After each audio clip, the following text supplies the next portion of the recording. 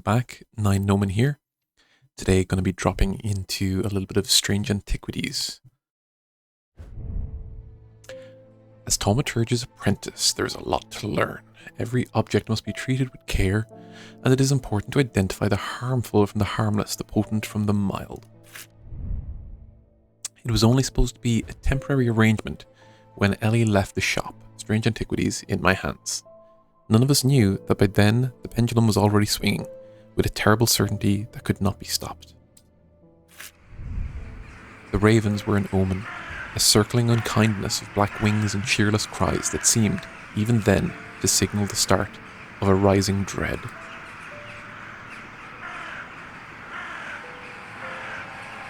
Absolutely adore the art style of this game. Day 1, Thursday. Hello, cat. What's up?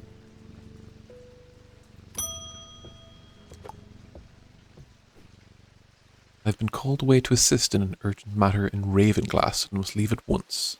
Oh, it seems like it's Eli, not Ellie. I'm leaving the shop in your care with some reluctance, I might add. Make use of my reference materials. Here, take this. There's an index in the back that may be useful to you. If in doubt, study it carefully. And remember that there are some powerful artifacts here. Under no circumstances should you seek entry to any locked doors, drawers, or cupboards. In fact, safest not to touch anything at all. I should be back in a few days. Okay. Use arrow keys or W to navigate your shop. Okay. Stay away. Stay away. What do we got? It looks like a seeing stone from the ancient Magus Bride almost. The Eye of Agamotto.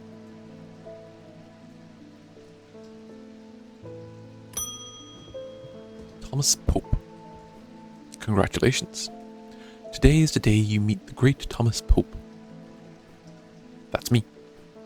I'm a man of two loves, fresh mountain air and a little white dog called Hamish. But I reserve some room for laughter among friends and shops with cats in them. If you would be so kind, I'm looking for a replacement for my hunter's boon.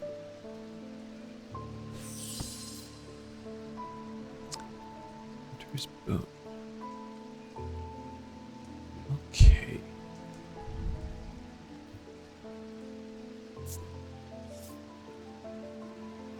Move the cursor over different parts of the object to inspect it. Okay, clay, textured, nothing to remark. Okay. Hunter's boon. What do I think, going off of vibes alone, would be a hunter's boon? Yellowy brown, yellowy white, smooth but with hard ridges. I have nothing to remark. Gives me a sensation of power. Okay, I'll keep that in mind. Brown fabric of some sort, bone, yellow to white. A cheap metal of some kind, probably pewter. Hard and somewhat rough fabric, engraved detailing, hard and cool.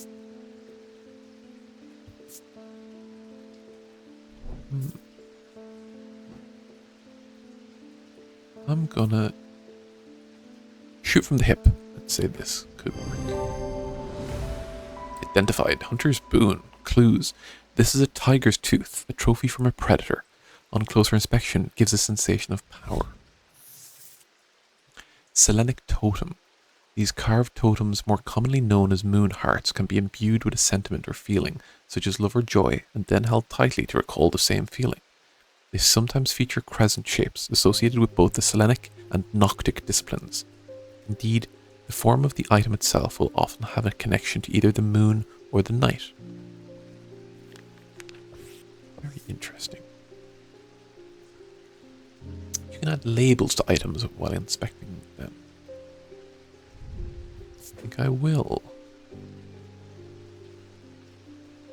Letters. Boon. Red. That'll do. I'm not gonna fuck with these just yet. Good cat. Jack Hungerford. The nights are drawing in again. Dark shadows hide dark deeds, or so my father always used to say. It seems like the shadows have grown darker since he passed 2 winters gone. A creeping dark is set up in my house. I'm told a shadow hold will draw it out.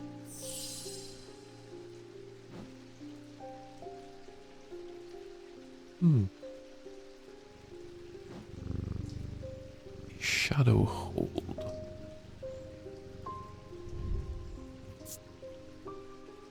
A pearlescent blue glass. Iron. Cold and smooth, surprisingly warm.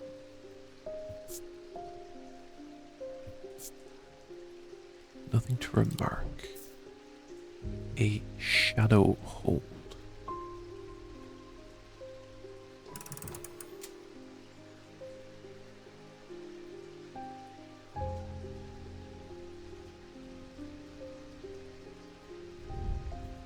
I'm thinking...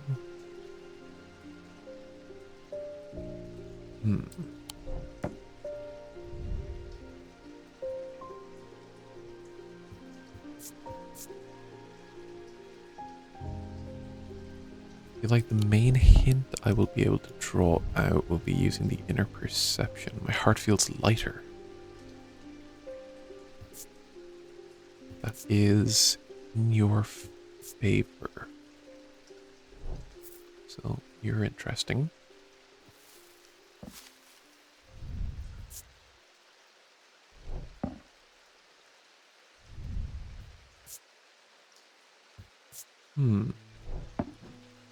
Okay. It fills me with a sense of foreboding. Okay. Oh, yes, I can refer to this, maybe. Strange Artifacts, a guide to occult objects. Yes, Gill. Ecumenical, Ares Remnant. Okay, Hunter's Boon has been found.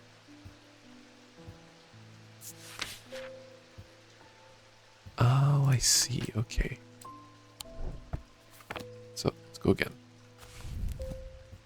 And contents. And we want a shadow hold. Yes, okay. Shadow hold or oshadic vessel is a container of any kind, sometimes a jar or a bottle or some sort of box. It can be used to contain an oshadic spirit, the manifestation known as creeping dark, pulling it from the shadows like poison from a wound. They are decorated with an elaborate design called a shadow catcher. Okay, that is indeed this guy. Oh, I am wrong. This wasn't the item I'm looking for.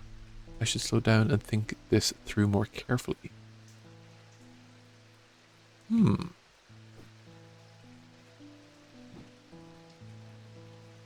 Oh, maybe... Did I pull the trigger too soon? I suppose it would contain a shadow hold. Sometimes a jar or a bottle or some sort of box. Okay, that's on me.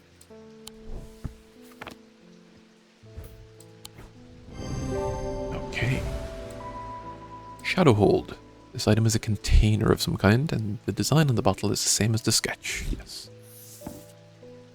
Sun bond. A sun bond is small and lightweight, designed to be carried discreetly, and made of a non-precious metal of some kind, housing a gemstone of light. They carry the warmth and the light of the sun, a brightness that can pierce the darkest gloom.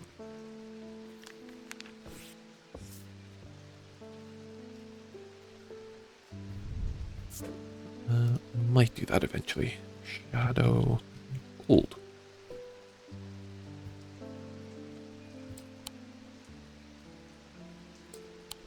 Okay. Who's next? David Chafer. What's with all these ravens flying about Undermere today? I can't remember ever seeing anything like it. Not a good day to be the sort who believes in dark omens. A letter for you.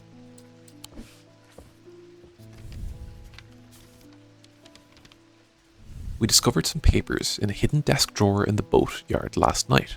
Mr. Jones almost threw them in the fire pit, but I asked to take a look at them first. That man does like to burn things. They look old. Maybe there's nothing of much use here, but I thought of you when I came across an entry on the shin. Charlie Weathers. Okay, Charlie.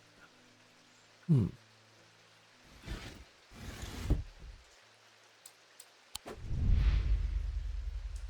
Thaumaturge, Eli White. Eli is a thaumaturge, a collector and curator of powerful objects.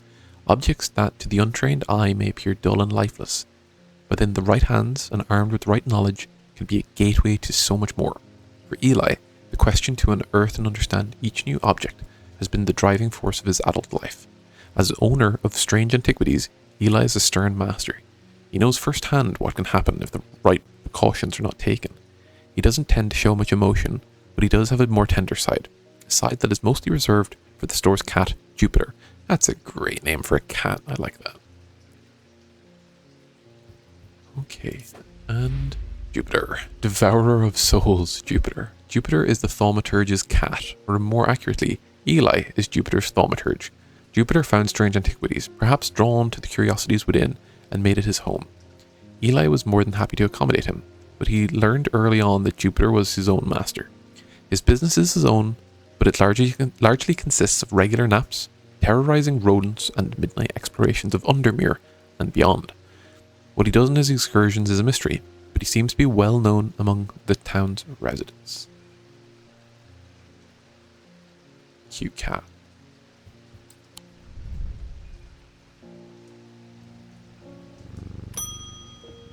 Stanley Hume. I want an Ossic ring. Ossic. That's a pleasing word to hold on the tongue. Is this middle-aged Harry Potter who spent far too much time speaking Parseltongue? Ossic sounds like made from bone. It has some evil quality to it. I do not like to hold it. A soft sound like a serpent's whisper emanates from within. Hard and somewhat tough. Coarse fiber. Bone yellowed white. Yep, I think that is... Oh, let's not jump to conclusions. The Ossic ring. These somewhat macabre objects were originally made as offerings to the goddess Cortian, but the practice fell out of favour as belief waned. They are hard to come across now, but they're occasionally sought out for their ability to keep vermin at bay. Some say that they can hear Cortian's unearthly hiss when they hold an Ossic ring up to their ear. Cortian, the serpent goddess. Okay, very serpentine.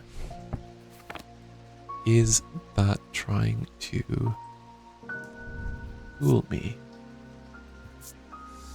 Soft sound like a serpent's whisper emanates from within. That would be pretty shitty if it wasn't that one. What about you? You just a torque?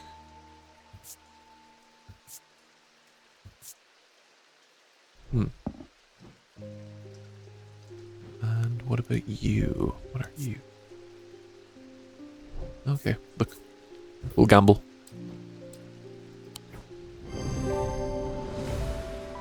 Okay, Ossic ring. Made of bone. This item satisfies the description macabre. Closer inspection confirms that a hissing noise can indeed be heard. Evocant. These stone items weigh the same as a man's heart, according to popular myth. The truth is a little less dramatic, but the weight of these items is nevertheless important and should not stray more than a hair from precisely 1 pound.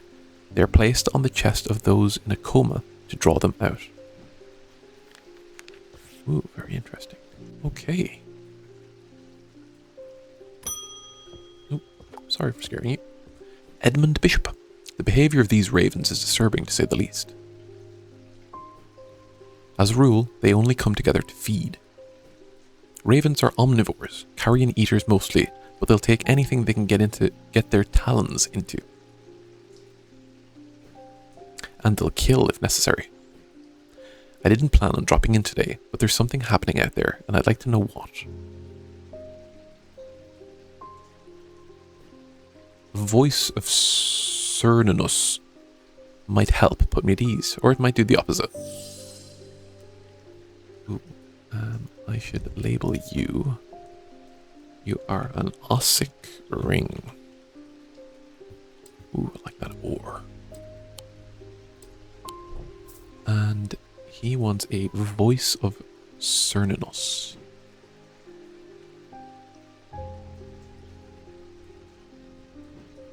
Or maybe Cernunnos. And if it's anything to do with the Latin, there should be some kind of a deer element. There we go. The name, voice of... I'm going to say Cernunnos. That seems a bit easier. Ooh. Interesting. Oh. Index. Pretty cool. Voice of Cernunnos. The voice of Cernunnos is used to refer to any bronze torque that has certain imbued properties. With skill, such an item can be used to read the patterns of nature that are otherwise hidden to us. Cernunnos is a pagan god of the forest and nature, typically depicted as a man with the antlers of a stag and often wearing or holding a torque. That would make a lot of sense. Low. Bronze. Uneven.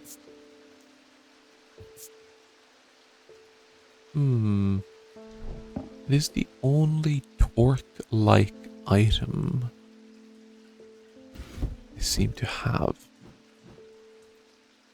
What about you? Gold. He did say bronze, didn't he? Yeah. Okay. Voice of Cernunnos clues this item is made of bronze. The similar looking item appears around the neck of Cernunnos in the sketch. Spirit Eye. There are some who stay away from spirit eyes, believing them to be a window into a world that should not be seen, and others who deride their fear as nothing more than superstition. It is not clear exactly what they do show. Another layer beneath the visible world, perhaps? A layer that requires something more than the traditional senses to experience? They draw their power from the opposing symbols inscribed upon them. Spirit eyes.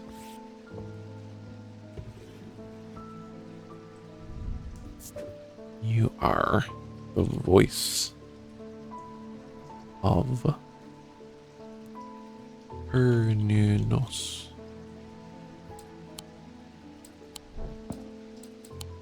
Okay. They won. Great success. The black mare thundered through the icy rain, shining wet in the silver moonlight. Her cloaked rider was exhausted, cold, and soaked to the bone. He knew he would not survive the night if he did not reach Backbarrow.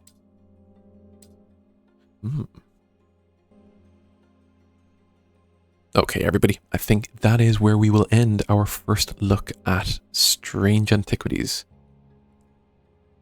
I think it's quite an interesting game, and I do think that it's going to get even more so. And I think there will be plenty more words for me to mispronounce in the future.